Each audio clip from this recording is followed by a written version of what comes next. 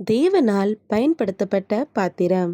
அவர் இயேசு கிறிஸ்து பெருகவும் நான் சிறுகவும் வேண்டும்.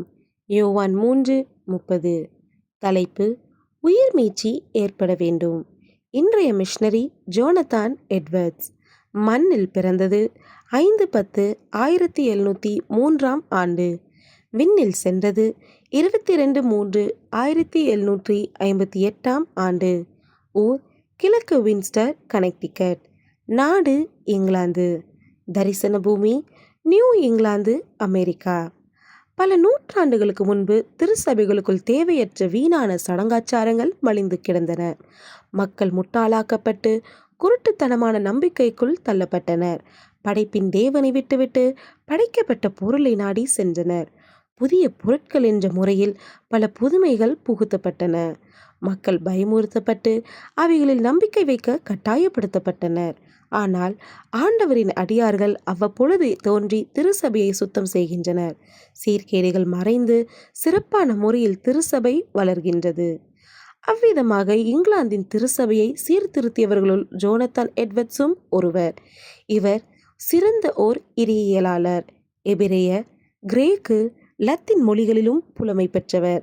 சிறந்த வேத போதனைகளின் மூலம் ஆண்டவரின் தெய்வீகத்தை முழுமையாக அறிந்து தன் முழு மனதோடும் ஆண்டவரை பின்பற்றியவர்.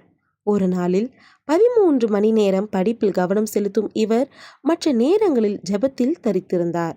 சபையின் தன்மைகளை குறித்து ஆழ்ந்து சிந்தித்த இவர் வெறுமனை திருச்சபைக்கு வந்து முழங்காற்படியிட்டு ஜெபிப்பதும், திருவிருந்தில் பங்கு கொள்வதும், முக்கிய பண்டிகைகளில் மட்டும் திருச்சபைகளுக்கு வருவதும் வாடிக்கையாக மக்கள் கொண்டதை எண்ணி உள்ளம் வருந்தினார். உள்ளத்தில் உயிர்மீட்சி இல்லாததைக் கண்டு மக்களின் ஆன்மீக வாழ்வை முன்னேற்ற எண்ணினார்.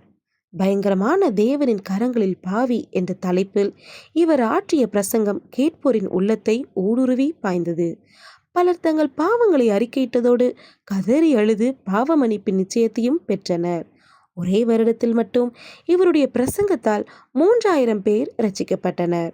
தன்னை ஒரு மிஷனரியாக அர்ப்பணித்த இவர் நியூ இங்கிலாந்து முழுவதற்கும் சுவிசேஷ தீயை பற்ற வைத்தார். உயிர்மீட்சியின் பிரசங்கியாக உலா வந்தார். மாபெரும் மாற்றத்தை இங்கிலாந்தில் ஏற்படுத்திய இவர் 1758 ஆண்டு விண்ணகம் சென்றார். அன்பரே, நீங்கள் வாழும் பகுதியில் மாற்றம் ஏற்பட காரணமாக அமைகிறீர்களா?